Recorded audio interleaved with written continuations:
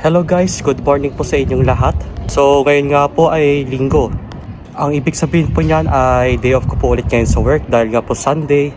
At meron po tayong pupuntahan ngayong araw. So bago nga po pala ako magsimula, wag niyo pong kakalimutan mag-like, comment and subscribe sa aking YouTube channel. At hit nyo na rin po yung notification bell button para lagi kayong updated.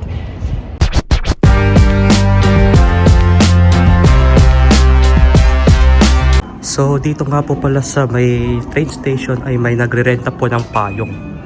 So andito po yung steps kung paano kayo makapagrenta ng payong. And then andito po rin yung andito rin po yung presyo kung magkano po yung babayaran nyo sa isang araw or sa buwanan man ito. Para din po ito sa mga guys, para din po sa mga nakakalimot or walang payong pag umuulan. Syempre kakailanganin nyo po magdala ng payong pag umuulan. Pero mas mainam po na meron po kayong sariling payong para hindi na po kayo magrenta at gumastos pa. Yun, sa ngayon po ay dito po ako dito na po sa train station para maghintay po ng train. At sasulitin po natin itong araw na to habang wala pa po tayong pasok.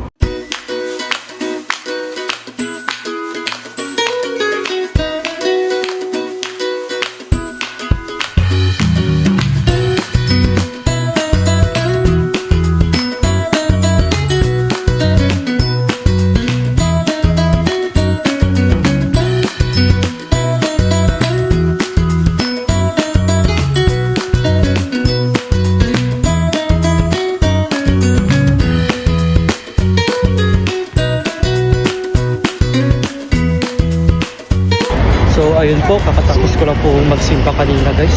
At after ko pong magsimba, pupunta po ako ng dentist para po magpalinis din ng ngipin. Actually guys, every month po ako nagpapalinis ng ngipin. Depende po kung gaano po kaayos yung ngipin nyo. Sana po sa susunod na palinis ko is after 6 months na po. Hopefully guys, sana po talaga. Para hindi na po ako pabalik-balik ng dentist. Tsaka sana po malinis na po ng gusto itong ngipin ko para wala na po tayong isipin na problema. Ngayon nga po pala ay naglalakad na ako papunta sa dentist. So ilang minutes lang po at makakarating na po tayo doon sa dentist para magpalinis ng ngipin. So sumakay ulit po ako ng train para makababa dito at lalakarin ko na lang po.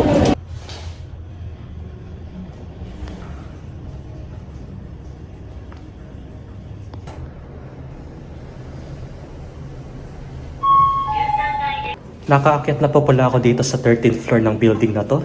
Dahil dito po yung mismong clinic na pupuntahan ko guys para ipalinis tong ngipin ko muna. Syempre after magpalinis ng ngipin, ang sarap kumain ng dinner dito mamaya, di ba? Di bali mamaya i-share ko sa inyo kung saan ako kakain ng dinner mamaya. Kasi itong pupuntahan ko mamaya ay namimiss ko na rin yung mga pagkain dun. Lalo na po sulit po at saka masarap. Kahit na medyo may pagkamahal nga lang po. So anyways, pasok muna po tayo sa dentist para makapaghintay sa reception.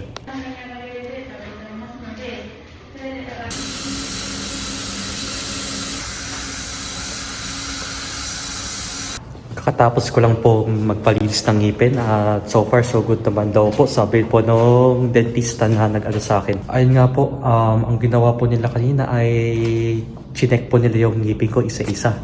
So ayun naman po, okay naman po at malaki daw po yung improvement sa ngipin ko dahil daw po sa tamang way kung paano mag-toothbrush. Sabi nga po nila sa akin ay babalik po agad ako after 3 months. Much better na rin po yun kaysa po buwabalik ako every month, 'di ba? Mas magastos po. Kaya mas okay na po yung after 3 months kaya medyo medyo tipid na rin tayo. So yung binayaran ko po kanina ay nasa 2,780 yan po. Yan po, same price din po nung binayaran ko nung last na nagpalinis ako ng ngipin. Or katumbas po ito na 1,050 pesos. So sabi po sa akin nung dentista kanina ay bawal daw muna po akong kumain or uminom within 30 minutes daw po. So pwede lang po tayong kumain guys after 30 minutes. So ang gagawin po natin ay magagala muna po tayo saglit bago po tayo kumain ng dinner. Dahil kailangan ko muna pong magtiis kahit na medyo nagugutom na po ako. Dahil 30 minutes lang naman po ako magtitiis ng bawal kumain or uminom. Di bali guys, bawi-bawi tayo mamaya sa pagkain ng dinner.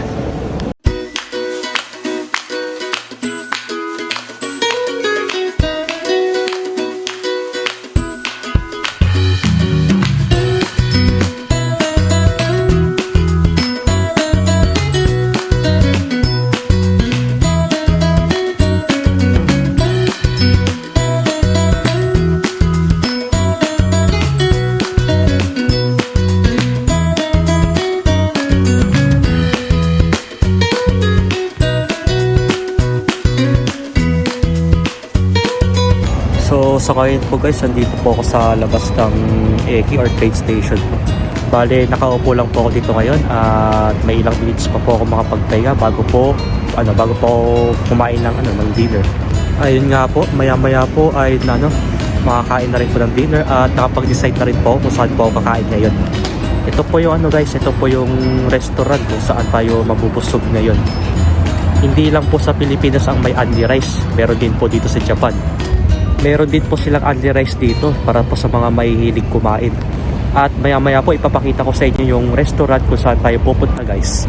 Dahil sa restaurant na to ay mabubusog po talaga tayo at masusulit po talaga natin yung only rice dito. Hindi ko po alam ang tawag dito guys, kung anong tawag dito sa na to. Sa bulaklak na to. Medyo bahid kasi kulay. Dito po ang mas mabunga dito guys. Hindi ko lang po alam ang tawag dito. Yun po, nakasapit lang po siya sa may taas. Okay guys, dito nga pala ako kakain ngayon. Dito po yung guys, ito po yung Yayoy. Meron din po sa meron din po sa Pilipinas na restaurant na to. Ang maganda po kasi dito, meron po silang only rice. So tara po, pasok po tayo dito. Nakakamiss din po kasi kumain dito sa restaurant na to. Lalo na po pagka gutom na gutom kayo at masusulit nyo po yung only rice.